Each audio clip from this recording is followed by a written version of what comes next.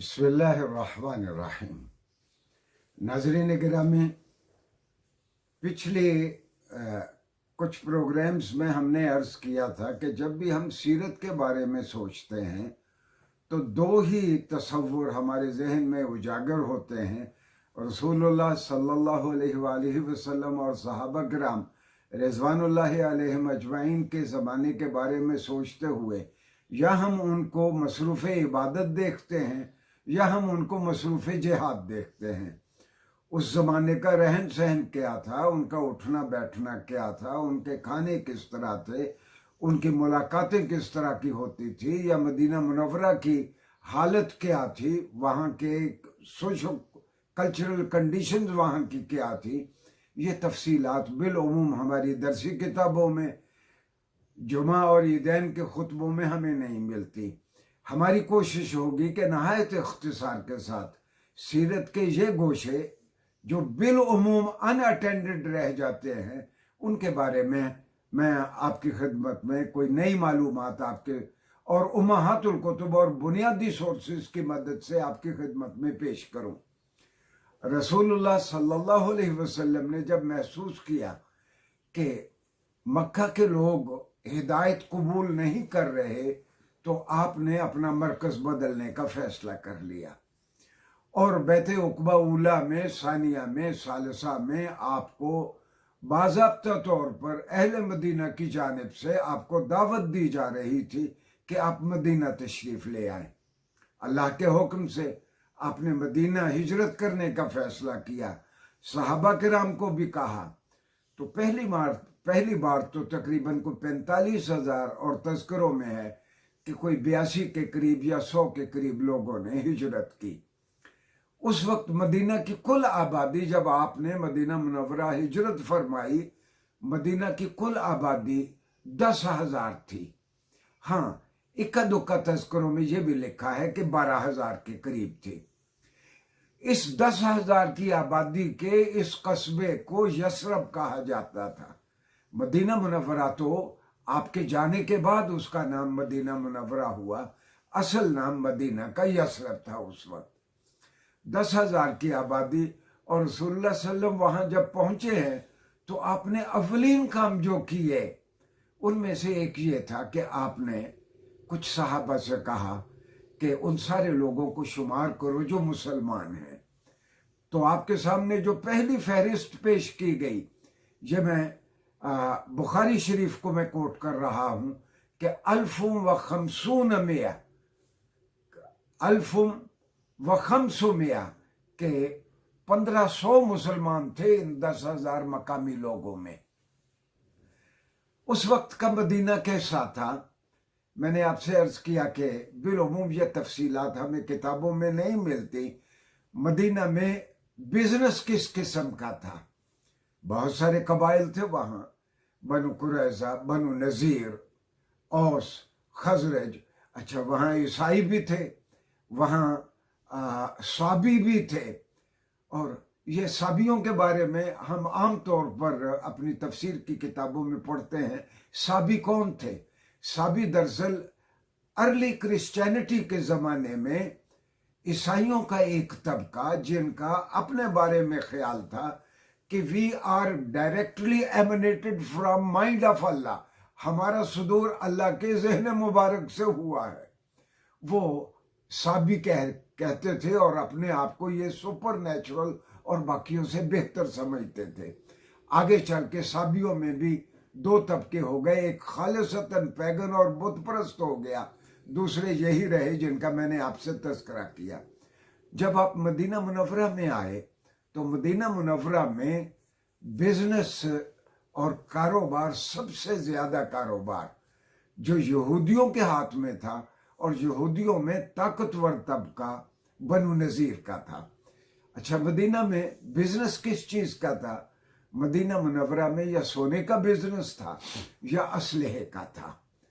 رسول اللہ صلی اللہ علیہ وسلم نے حکم دیا، مدینہ کے عین وسط میں آپ نے بہت بڑی مارکیٹ بنانے کا حکم دیا۔ جب وہ مارکیٹ بن گئی، آپ نے مسلمانوں کو آپ نے فرمایا کہ تم اس مارکیٹ میں بھرپور انداز میں حصہ لو۔ اور یہودی کیا کرتے تھے کہ جب تجارتی میلے لگتے، باہر سے تاجر آتے، جب تاجر باہر سے آتے تو یہودی، چونکہ ہوٹل موٹل تو اس زمانے میں نہیں تھے، یہودی ان تجار کو اپنے گھروں میں ٹھہراتے اور رات کو ان کے ساتھ سودے بازی کرتے کہ ہم یہ چیز اتنے کی ہے لیکن ہم اتنے میں بیچیں گے، اور جو زیادہ پیسے آئیں گے وہ ہم آدھے آدھے کر لیں گے۔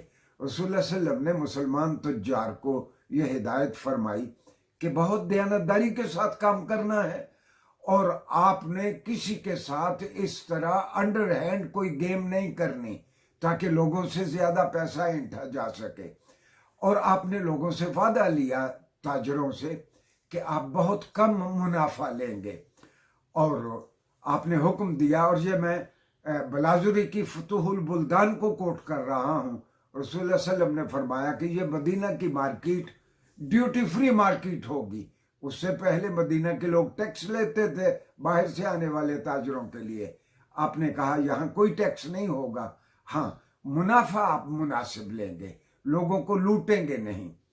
اچھا، اس وقت کے مدینے میں رسول اللہ صلی اللہ علیہ وسلم کے پاس بے شمار صحابہ ادھر ادھر سے قبائل آئے کہ یا رسول اللہ ہمیں مدینہ میں رہنے کی اجازت دی جائے۔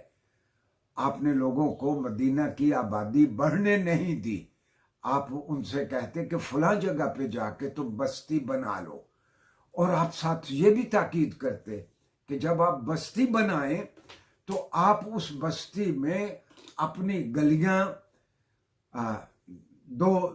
20 زرا کی رکھیں۔ اچھا، زرا جس طرح پاکستان میں کہیں مرلہ 225 فٹ کا ہے، کہیں مرلہ 275 فٹ کا ہے، تو عربوں میں بھی ایک زرا یا 58 سینٹی میٹر کا تھا یا 68 سینٹی میٹر کا تھا۔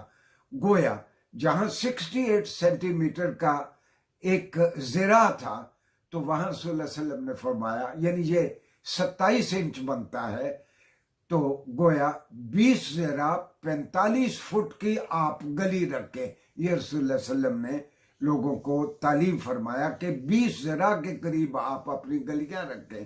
ہاں، اور بھی حدیث کی کتابوں میں ایک عام طور پر ایک حدیث ملتی ہے، رسول اللہ صلی اللہ علیہ وسلم نے فرمایا اتنی بڑی گلیاں رکھیں کہ ایک ادھر سے لدا ہوا اونٹ اور ایک ادھر سے لدا ہوا اونٹ آرام سے گلی سے گزر جائیں، وہ بھی 40 سے 45 فٹ سے کم فاصلے میں نہیں گزر سکتے۔ رسول اللہ صلی اللہ علیہ وسلم کے پاس سے ایک شکایت آئی، کسی نے کہا کہ ہماری گلی میں فلاں شخص نے فاؤنڈری لگا لی ہے، لوہا پگھلانے کی فیکٹری لگا لی ہے، اور وہ اس سے تلوانے بنائے گا، برتن بنائے گا، زرہیں بنائے گا، تو وہ ہمارے گھروں کے قریب، تو یہ بہت دھواں ہوگا۔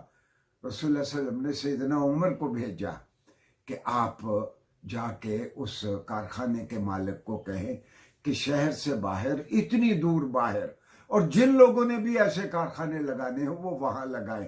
گویا رسول اللہ صلی اللہ علیہ وسلم نے شہر مدینہ کی ایکالوجی کو خراب نہیں ہونے دیا، وہاں کی فضا کو اور ہواؤں کو مسموم نہیں ہونے دیا جس سے لوگوں کی صحت کے خراب ہونے کا اندیشہ ہو۔ اور آپ لوگوں سے، یعنی گویا یہ ایک بنیادی تصور تھا انڈسٹریل اسٹیٹ قائم کرنے کا کہ جو انسانی آبادیوں سے تھوڑی دور ہو تاکہ اس کی پولوشن سے لوگوں کی صحت متاثر نہ ہو۔ آپ حیران ہوں گے کہ 11 ہجری میں رسول اللہ صلی اللہ علیہ وسلم کا وصال ہوا۔ تذکرہ نگار لکھتے ہیں کہ 11 ہجری تک مدینہ منورہ کی آبادی 30,000 سے زیادہ نہیں تھی، اور آج کے زمانے میں ہمیں محسوس ہوتا ہے کہ انسانی آبادیاں اگر چھوٹی رہیں گی تو وہ منظم رہیں گی، لوگ ایک دوسرے کو جانتے ہوں گے، لوگ ایک دوسرے کا پاس رکھیں گے، ایک دوسرے کا احترام کریں گے، اور امن عامہ کو رواج ملے گا۔